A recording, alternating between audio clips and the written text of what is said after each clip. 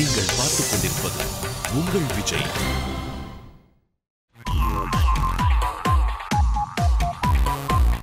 ஒரு ஊர்ல ஒரு ராஜா இருந்தாலே மிரட்டலா இருக்கும். இந்த ஊர்ல வந்து 2 ராஜா இருக்காங்க. விமல் சூரியோட அருமையான காம்பினேஷன். சாதாரண நம்ம எல்லாரும் கதை சொல்ல ஆரம்பிக்கும்போது ஆரம்பிப்போம் ஒரு ஊரில் அப்படின்னு ஆரம்பிப்போம். ஸோ இந்த படத்தோட டைட்டிலேருந்தே கதை சொல்ல ஆரம்பிக்கிறாங்க.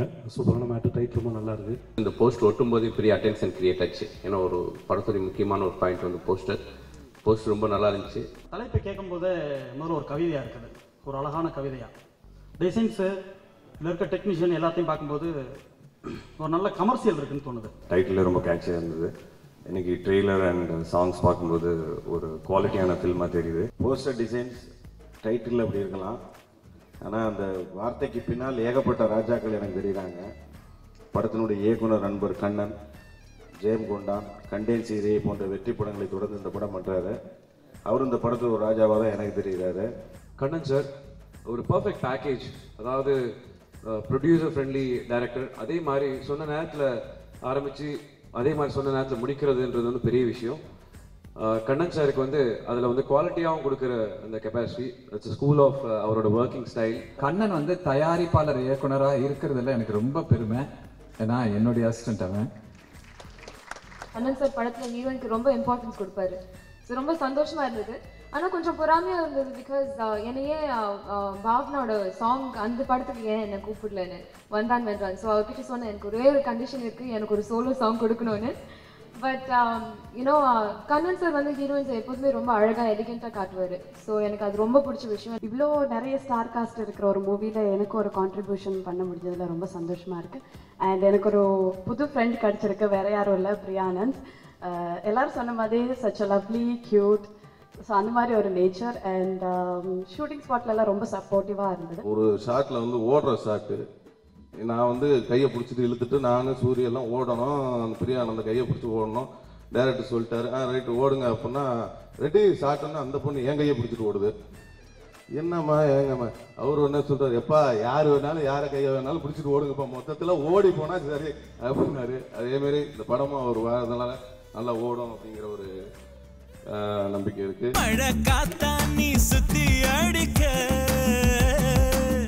நெஞ்சுக்குள்ள மின்னல் அடிக்குதடி.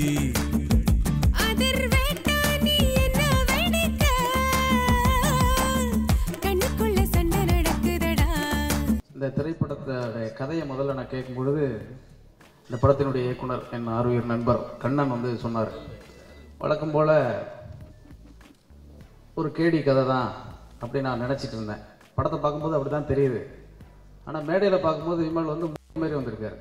கேடியாக இருந்தவர் ஆகக்கூடிய ஒரு சூழலை இந்த படம் விமலுக்கு ஏற்படுத்தும் அப்படின்னு நான் நினைக்கிறேன். முக்கியமாக விமல் பற்றி ஒரு சொல்லணும். விமல் வந்து எப்படின்னா எங்கள் காலங்களில் நாங்கள் ஒரு மோகனை வச்சு நாங்கள் பொழப்ப ஓட்டிகிட்டு இருந்தோம். 4 இயக்குனர்கள், நான், மணிவண்ணன், சுந்தரராஜன், ரங்கராஜ், 4 பேரும் ஒரே மோகன். யாரானும் ஒரு ஆள் 20 நாள் காய்ச்சிட்டு வாங்கினா போதும், நாங்கள் 4 பேருமே மீட்டர் போட்டுருவோம். அந்த மாதிரி ஒரு விமல் வந்து இன்னைக்கு எல்லாரோடைய இயக்குனர்களின் செல்லமாக இருக்கிறது, அது ரொம்ப சந்தோஷம். நான் கூத்துப்பட்டில் நான் அக்கௌண்ட் ஒர்க் பண்ணும்போது விமல் வந்து ஆர்டிஸ்ட்டு. நான் விமலோட பெரிய ஃபேன். ஏன்னா எந்த கேரக்டர் கொடுத்தாலும் விமல் சூப்பராக பண்ணுவோம் போல. பட் சினிமாவில் வந்து நான் இன்னும் எதிர்பார்க்குறேன் விமல் கிட்ட. பட் இன்னும் எல்லா கேரக்டரும் பண்ணக்கூடிய ஆள் விமல். நான் நிறைய பார்த்துருக்கேன் அவருடைய பிளேயில். ஸோ விமல்ட்டு நான் இன்னும் எதிர்பார்க்குறேன். கண்டிப்பாக விமல் நிறைய எக்ஸ்பீரியன்ஸ் பண்ணுவார்னு எதிர்பார்க்குறேன். இந்த படம் பண்ணிட்டு இருக்கும்போது எல்லாருமே நம்ம டீம் தான் அப்படின்னால ஒவ்வொருத்தர் பேசும்போது இந்த படம் எப்படி இருக்குன்னு கேட்பேன். அது மாதிரி பிரியானந்தையும் கேட்டேன், அதனால எப்படி வந்துட்டு இருக்கு படம், விமல் அண்ணன் எப்படி இருக்காரு அப்படின்னு. ஹேய் அவர் ரொம்ப ஸ்வீட்யா அப்படின்னுச்சு. நான் உடனே ஃபோன் பண்ணி என்னண்ணே ஸ்வீட்டுன்றாங்க, என்ன அது அவங்களுக்கு பிடிக்காத ஸ்வீட்டு போலப்பா அப்படின்னு. ஏன்னு இப்படி சொல்றீங்கன்னா, எங்கப்பா நம்மளை பேச வர்றாங்க, வேற யாருன்னா இருக்கா அந்த படத்துல இந்த இன்னொரு ராஜான்னு வேற தெரியாம சொல்லிட்டாங்களா, நமக்கு முன்னாடி சேர போட்டு உட்காந்துக்கிறாங்க அப்படின்னா யாருன்னு ஆட எல்லா ஷூட்டிங்லயும் ஒருத்தர் இது தனப்பா பண்றாரு, சூரியனா? ஆமா, எல்லா ஹீரோயின்ஸ் வந்து அவர் சில சீன் நடிச்சாலும்னா எனக்கும் சூரியக்கு உண்டான கெமிஸ்ட்ரி ரொம்ப நல்லா இருக்குப்பா அப்படின்னு நிறைய இன்டர்வியூஸ் வந்து சொல்லிட்டு இருக்காங்கன்னு கேள்விப்பட்டேன். அது ஏன்னு எனக்கு தெரியல. நேற்று பத்திரிகை நண்பர் ஒருத்தர் சொன்னார், பிரியானந்த் சொல்லியிருந்தாங்களா இந்த விஷயம், இந்த மாதிரி எனக்கும் சூரிக்கு உண்டான கெமிஸ்ட்ரி ரொம்ப நல்லா இருக்கு இந்த படத்தில், விமலோட நான் சூரி மேலே தான் அதிகமாக அட்ராக்ட் ஆகிருக்கேன் அப்படின்னு சொன்னாங்களா. கெமிஸ்ட்ரி பற்றி சொன்னாங்க. ஹீரோயினோட கெமிஸ்ட்ரி, காமெடியன் அவரோட கெமிஸ்ட்ரி அதை பற்றி தெரியல. ஆனால் சூரியும் விமல் அவரோட கெமிஸ்ட்ரி வந்து மிக பிரமாதமாக இருக்கும். அவங்களோட காம்பினேஷன் வந்து எல்லாமே வெற்றிகரமாக இருந்திருக்கு. மீண்டும் இந்த 2 நண்பர்கள் ஒன்று சேர்ந்து நிச்சயமாக கலக்கியிருப்பாங்க. இதில் வந்து ஒரு ராஜா அப்படின்னு ஒரு ராஜா அடுப்பு ஏதாவது ஒன்று கொடுங்கன்னு கேட்டால் ஒன்றும் பொருள் கொடுப்பாங்க, இல்லை உணவு, இல்லை ஏதாவது அந்த அரசபையில் ஒரு போஸ்டிங்கை போட்டு விட்டுறாங்க, வரணுங்க உட்காந்து ஏதோ ஒரு போஸ்டிங்கை கொடுக்கலாம். ஆனால் இந்த ராஜா பதவியே எனக்கு பாதி பிச்சு கொடுத்துருக்கேன் என் நண்பன். அதுக்கு நான் ரொம்ப சந்தோஷப்படுறேன். பெரிய விஷயம். இப்படி ஒரு ஹீரோ கூட டைட்டில் வச்சு ஹீரோ கூட எனக்கு ஒரு நிகரான ஒரு வாய்ப்பு கொடுத்த அதை ஏற்றுக்கிட்ட என் நண்பன் விமலுக்கு ரொம்ப நன்றி. இப்போ சினிமாவில் வந்து கதை இல்லாமல் கூட படம் இருக்கலாம், ஆனால் சூரி இல்லாமல் படமே இல்லைன்ற அளவுக்கு எல்லா படத்துலையும் சூரி நீக்கமுறை நிறைஞ்சிருக்கிறாரு. சூரி நானும் வெண்ணில கட்டிக்குள் தான் அறிமுகமானோம். அப்புறம் வந்து சூரிய அந்த படத்தில் பெரிய கேரக்டர். அதுக்கப்புறம் சூரிய வந்து ஒரு பெரிய ஆர்டிஸ்ட் ஆகிட்டாப்புல. அதுக்கப்புறமும் நான் வந்து ஹீரோ ஃப்ரெண்டாக தான் நடிச்சிட்டு இருந்தேன். நான் வந்து நான் மகன்லாம் நடிக்கும்போது சூரிய வந்து அப்போ பெரிய ஆர்டிஸ்ட். நான் நினச்சேன் எப்படினாலும் அவன் பெரிய ஆர்டிஸ்ட் ஆகிட்டான், கொஞ்சம் எப்படினாலும் லைட்டாக சீனாவது போடுவான், கொஞ்சம் விலகி இருந்து போவோம் அப்படின்னு நினச்சிருந்தேன். சூரிய அப்படி இல்லவே இல்லை. அப்படியே தான் இருந்தால் நாங்கள் வெண்ணிலா கப்பிகளப்போ எப்படி இருந்தோமோ அதே மாதிரி தான் இருந்தோம். இப்போ வரைக்கும் அப்படியே தான் இருக்கும். சூரியோட டேலண்ட்டுக்கு இன்னும் பெரிய இடத்துக்கு போகணும். அதுக்கு என்னுடைய வாழ்த்துக்கள். இந்த படம் விமல் சாருக்கும் சரி சூரிய அவர்களுக்கும் சரி ஒரு மிகப்பெரிய ஒரு திரைப்படமாக இருக்கும்னு நான் வந்து இறைவனை வேண்டுகிறேன். ஒரு ஊர்ல 2 ராஜா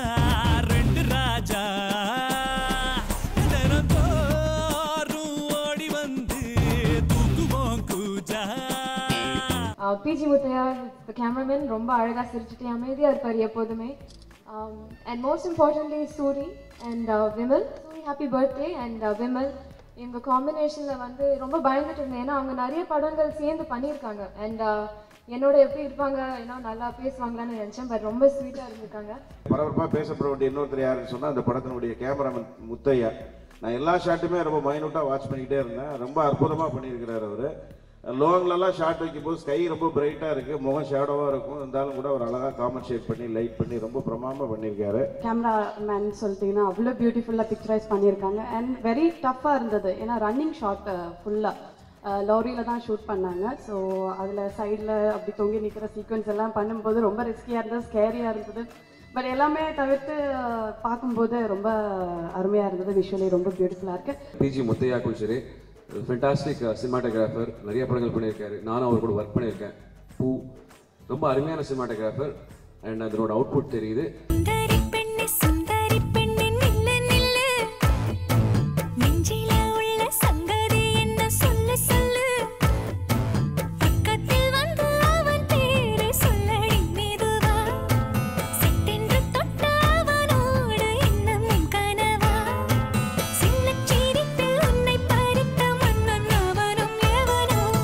இவங்க எல்லாத்தையும் ஒன்று சேர்த்த மைக்கேல் ராயப்பன் சார் அவர்களோட இந்த பேனலில் நடித்தது ரொம்ப சந்தோஷம். ஒவ்வொரு படமும் தரமான படங்களாகவும் மிகப்பெரிய வெற்றி படங்களாகவும் நாடோடிகள் தொடங்கி இன்று வரை போயிடுது. இந்த படத்தோட விஷுவல்ஸ், சாங்ஸ் எல்லாத்தையும் பார்த்தாலே இதுவும் மிகப்பெரிய வெற்றி அடையும். படத்தினுடைய தயாரிப்பாளர் மைக்கேல் ராயப்பன் அவர்கள் நாடோடிக்கு அப்புறம் இந்த படங்கள் எனக்கு தெரிஞ்சு அவருக்கு நிச்சயமாக ஒரு பேர் சொல்லக்கூடிய ஒரு மிகப்பெரிய வெற்றி படமாக அமையும். அவருக்கும் என்னுடைய வாழ்த்துக்கள். நாடோடிகள் இயக்குற பொழுது அந்த நாடோடி திரைப்படத்தில் சம்போ சிவசம்போ என்கிற பாடலை நான் எழுதினேன். அதற்கு பிறகு அவர் 7 திரைப்படங்கள் செய்திருக்கிறார். 7வதான எடுத்திருக்கக்கூடிய இந்த திரைப்படத்திலும் நான் ஒரு 4 பாடல்களை எழுதியிருக்கிறேன். நாடோடிகளை விடவும் மிகப்பெரிய வெற்றியை இந்த படம் அடையும் என்பதை இந்த பாடல்களை பார்த்த நீங்கள் நிச்சயமாக புரிந்திருப்பீர்கள் நான் நினைக்கிறேன்.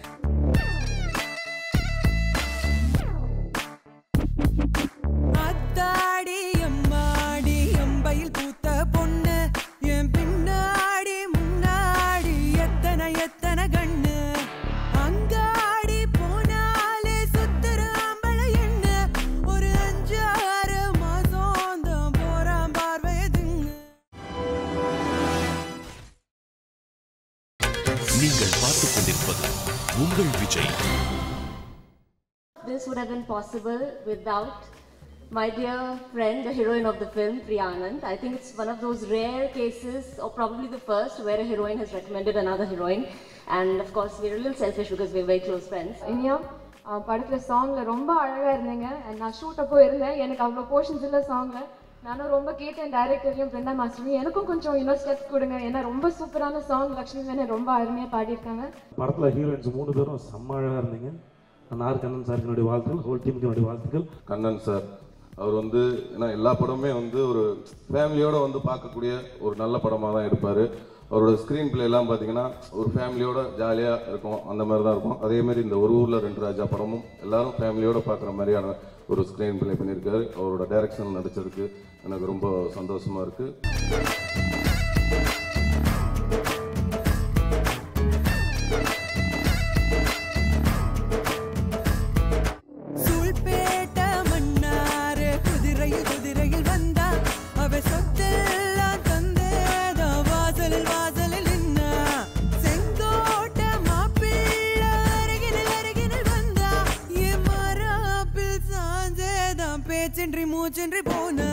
ஒரு ஊர்ல 2 ராஜா, இந்த நிகழ்ச்சியின் ராஜா, எங்களுக்கெல்லாம் ராஜா இமான். ஸோ உங்களுடைய பாடல் ரசிக்காதவங்க இருக்க முடியாதுன்னு தான் சொல்லணும். அவரோட வளர்ச்சிக்கு நிஜமாவே நானே ஒரு ரசிகனாக இருக்கேன். ஏன்னா அவரோட பாடல்கள் அவ்வளோ பிரமாதமாக இருக்கும். ரசிகனாக சொல்கிறேன், ரொம்ப நல்லா இருந்துச்சு பாடல்கள். தொட்டதெல்லாம் பொண்ணுங்க மாதிரி அவர் பேரை போட்டாலே அந்த பாட்டு ஹிட்டுங்கிற மாதிரி ஆயிடுச்சு. எல்லா பாட்டுமே சூப்பராக பண்ணிடுறாரு. தேசிங் ராஜாவில் பார்த்தீங்கன்னா எல்லா பாட்டுமே ரொம்ப சூப்பராக இருந்தது. இந்த படத்துலையும் வந்து எல்லா பாட்டுமே சூப்பராக பண்ணியிருக்காரு. அதுக்கு காரணம் வந்து அந்த படத்துலேயும் நான் அந்த ஒரு ஸ்டூடியோ பக்கத்து போனதில்லை, இந்த படத்துக்குங்க நான் அவரை போய் டிஸ்டர்ப் பண்ணதில்லை. அதனால் நல்லா போட்டிருக்கிறாரு. எல்லா பாட்டுமே சிறப்பாக வந்திருக்கு. இப்போல்லாம் வந்து ஒரு படத்தில் ஒரு பாட்டு 2 பாட்டு தான் நல்லா இருக்கும், இந்த படத்தில் எல்லா பாட்டுமே நல்லா இருக்கு. நான் இமான் சார் கூட ப்ரீவியஸாக ஒர்க் பண்ணியிருக்கேன். ஸோ அவரோட டேலண்ட் எனக்கு நல்லாவே தெரியும். அவர் ஸ்டூடியோலலாம் உட்காந்து பார்த்துருக்கேன், அவர் எப்படி ஒர்க் பண்ணார். ஒரு பாட்டாக நல்லா ரசித்து பார்ப்பார். இவ்வளோ சின்சியரான ஒரு பர்சனை நான் பார்த்ததே இல்லை. இத்தனாம் தேதி சாங் தரேன்னா அதுக்கு முதல் நாளே சாங் கொடுத்துட்றாரு. ஸோ அவ்வளோ ஒரு ஒழுக்கம். ஒரு ஸ்டுடியோவில் வந்து ஒரு மைக்கு கேபிள் சொருவத்துக்கு கூட ஆள் வச்சுக்க மாட்டார், தனி ராஜாவாக இருப்பார். உண்மையிலே இமான் சாருக்கு கூட ஒர்க் பண்ணதில் வந்து ரொம்ப ரொம்ப ஹாப்பி சார். உங்கள் கூட நான் தொடர்ந்து ஒரு 10 படம் பண்ணுறதுக்கு கூட நான் ரெடியாக இருக்கேன் சார். முக்கியமாக இமான் சார் உங்களுக்கு ஒரு பெரிய நன்றி சொல்லணும் சார். இன்னும் சில இன்டீரியர் வில்லேஜ்லாம் நான் ஷூட் போகும்போது நிறையா பேருக்கு எனக்கு தெரியல, அந்த கூடு மேலே குறிச்சி சாங் நடிச்ச பையன் வந்து அப்படி சொல்லி அறிமுகப்படுத்துறாங்க. ஸோ அந்த பாடலுக்கும் சரி ரூபா சாருக்கு ரொம்ப நன்றி. என்னை பார்த்து ஊதா கலர் ரிப்பன் மாமா அப்படின்னு சொல்கிறாங்க. ஸோ அந்தளவுக்கு நீங்கள் ஒரு ஹீரோவை ஒரு நெக்ஸ்ட் லெவல் எலிவேட் பண்ணுறதுக்கான பாடல்களை கொடுக்குறீங்க அப்படிங்கிறது எங்களுக்குலாம் வந்து பெரிய பெனிஃபிட்.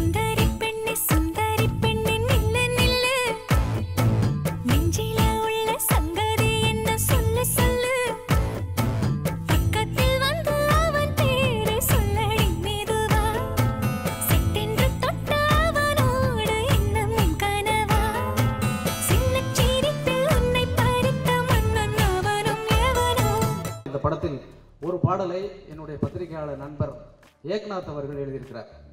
அந்த பாடலை வந்து லட்சுமி மேனன் அவர்கள் பாடியிருக்கிறார்கள். கேட்ட உடனே பிடிக்குது, சூப்பர் ஒர்க். ஒரே ஒரு விஷயம் எனக்காக பண்ணுங்க சார். லட்சுமி மேனன் கிட்ட பேசும்போது அந்த சாங் எனக்கு ரொம்ப பிடிச்சிருக்குன்னு சொல்லுங்க அவங்ககிட்ட. இன்னும் என்னால் பேச முடியல அவங்ககிட்ட. இருக்கிற நடிகைகள் எல்லாம் வரிசையாக ஒவ்வொருத்தராக பாட வைக்கிற முயற்சியில் அவர் இப்போ இறங்கியிருக்கிறாரு. விரைவில் பிரியா ஆனந்தையும் பாட வைப்பார் நினைக்கிறேன். இந்த படத்திலே அவர் பாட வைக்க முயற்சி பண்ணியிருக்கலாம், அதை ஏன் அவர் பண்ணலன்னு எனக்கு தெரியல. மிக அற்புதமாக வந்திருக்கிறது. முன்னெல்லாம் நாங்கள் வந்து எங்களுக்கு உரிய காலகட்டங்களில் இளையராஜா கொடிகட்டி பறந்த நேரத்தில் ஒரு எல்லா இயக்குநர்களுக்கும் சங்கர் கணேஷ்னா ரொம்ப பிடிக்கும். அந்த மாதிரி உங்களுக்கு எல்லா இயக்குநர்களும் ரொம்ப பிடிக்குது. வழக்கமாக வந்து ஒவ்வொரு திரைப்படத்துலையும் இமான் வந்து ஒரு பாட்டு ஸ்ரேயா கோஷல் அப்படின்னு முன்னாடி ஒதுக்கிட்டு இருப்பார். எல்லா படத்துலையும் ஸ்ரேயா கோஷல் வந்து ஒரு பாட்டு கேட்குவாங்க. அவர் பாம்பே போகிறதுக்கு ஆசைப்பட்டு அந்த பாடல் கொடுக்குறாரா இல்லை ஸ்ரேயா கோஷலை பாட வைக்கிறதுக்காக அந்த பாட்டு கொடுக்குறாரான்னு எனக்கு தெரியாது. ஆனால் தொடர்ச்சியாக கொடுத்துட்டே இருப்பார். விருகம்பாக்கம் ஏரியாவை தாண்டாமல் அங்கேயே உட்காந்து கம்போஸ் பண்ணுற ஆள். எந்த டேரக்டர்ஸும் வந்து அட்லீஸ்ட் ஈஸியார் பக்கமாவது கம்போசிங் வாங்க அப்படின்னு சொல்லுவாங்க. நான் போக மாட்டேன், நான் என்னுடைய ஸ்டுடியோவில் உட்காந்து தான் கம்போஸ் பண்ணுறேன் அப்படின்னு சொல்கிறாங்க. ஏதோ இந்த வாய்ஸ் மிக்சிங்காக தான் நான் மும்பை போகிறேன், அதுவும் அவருக்கு வந்து பிடிக்கலன்னு நினைக்கும் போது எனக்கு என்ன சொல்கிறதுன்னு தெரியல.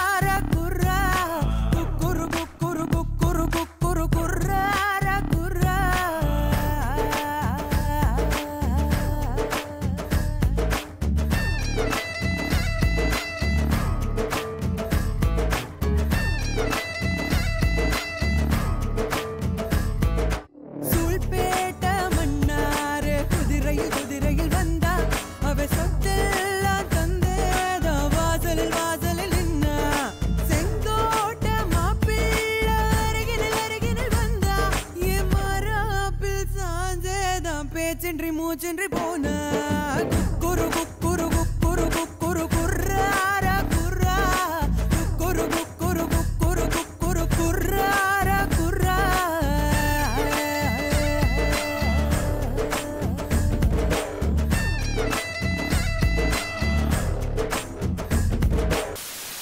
இமான் சார் யு பாரதியாவோட கூட்டணி திரும்ப திரும்ப அடுத்த தளங்களை நோக்கி பயணிச்சுட்டே இருக்காங்க, வெற்றி தளங்களை நோக்கி. எனக்கு ரொம்ப ஆசை அவர் வந்து அப்படியே அமுல் பேபியா அழகா கியூட்டா இருப்பாரு. ஸோ ப்ளீஸ் இமான் சார் தப்பா நினைச்சுக்காதீங்க. சரி போட்டோஸ் எடுங்க, எனக்கு ப்ரூஃப் வேணும். ஓகே ரெடியா? உஜ்ஜு பேபி கியூட் பேபி ஜாங்கிரி. அண்ணி வந்திருக்காங்க, பிரியா ஆனந்த் கண்ணத்தை கிள்னதை அங்கேருந்து பார்த்துட்டே இருக்காங்க. ஏன்னா ஒரு தடவை சேனலில் வந்து இது மாதிரி ஒரு சம்பவம் நடந்துச்சு. என்னை வந்து கண்ணத்தை கிள்ட்டு போனாங்க ஒரு பொண்ணு. அப்போ வந்து ஃபோன் பண்ணி என்ன தம்பி என்ன நடக்குது டிவியில் அப்படின்னாரு. இங்கே என்ன நடந்துச்சோ அதே தானே நடந்துச்சு அங்கேயும்.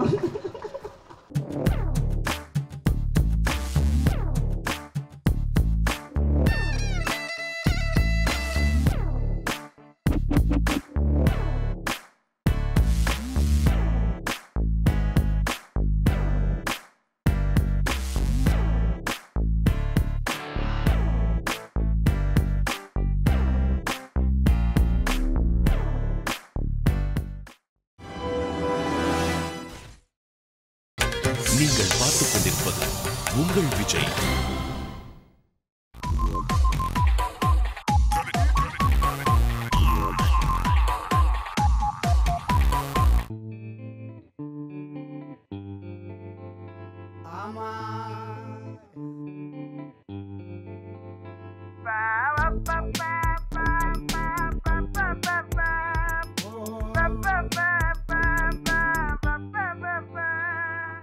கண்ணம்மா கண்ணம்மா காதலிச்சாரா காளைக்கு கண்ண கட்டுனா சின்னதா சின்னதா பூத்திச்சி பூவா போக போக சல்லி கட்டுதான் ஒத்த கிளியே சொக்கிக்கிச்சு வித்த புலியே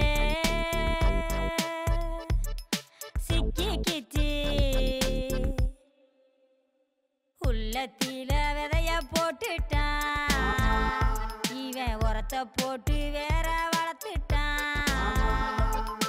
காலம் போடும் இந்த காதல் கோலம் இது காத்தடிச்சா சாயும் பாலம்.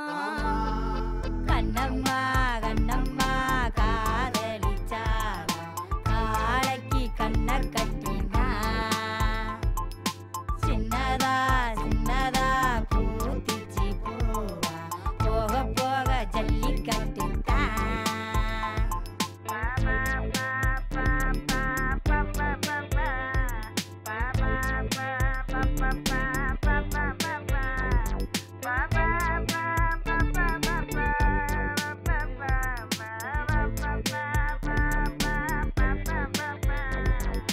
ஒத்திக்கத்தான் பார்த்துக்கிறா உத்தமராசா ஒத்தக்காரில் நின்னுக்கிறா செவ்வந்திலேசா பக்குவத்தில் நாடகம் நடக்குது படுத்துக்க காத்திருக்கு. சிக்கிட்டா சிக்கிட்டா சேலைக்கு நூலா சேத்துல பூவ நட்டுட்டா. கண்ணம்மா கண்ணம்மா காதலிச்சாரா காளைக்கு கண்ண கட்டினா சின்னதா சின்னதா பூத்திச்சி பூவா போக போக ஜல்லி கட்டுதான் கொத்த கிளியே சொக்கிக்கிச்சு வித்த புலியே சிக்கிக்கிச்சு.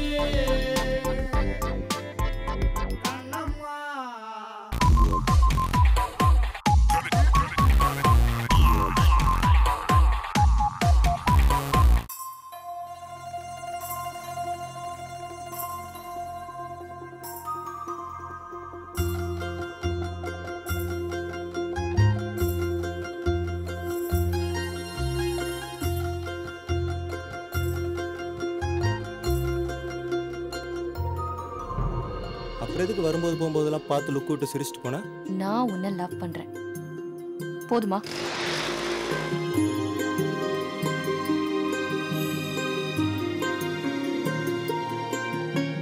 படிக்கிற வயசுல காதல் கீதல்னு எதையாவது பண்ணி ஒழுங்கா படி. இந்த வயசுல அப்படிதான் இருப்பாங்க. கொஞ்ச நாள் அவங்களே உணர்ந்து அவங்கவுங்க வழியில போயிடுவாங்க. அவ வந்து உன்னை வேண்டான்னு சொல்றதை விட அதுக்கு முன்னாடி நீ அவளை வேண்டான்று. நீ உண்மையிலே என்ன லவ் பண்றியா? நான் என்ன பண்ணா என் காதலை நம்புவேன்னு சொல்லு. கார்த்திகா நான் அவ்வளோ பிரியமா லவ் பண்றேன்.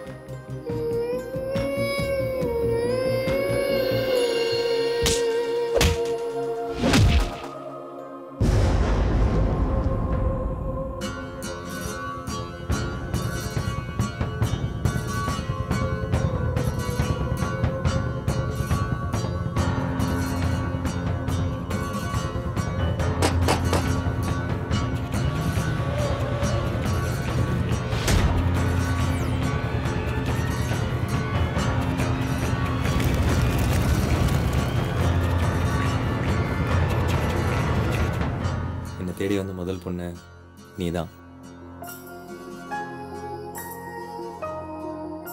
நான் சாகும்போது பார்க்குற கடைசி முகம் உன்னுடையதாக தான் இருக்கும்.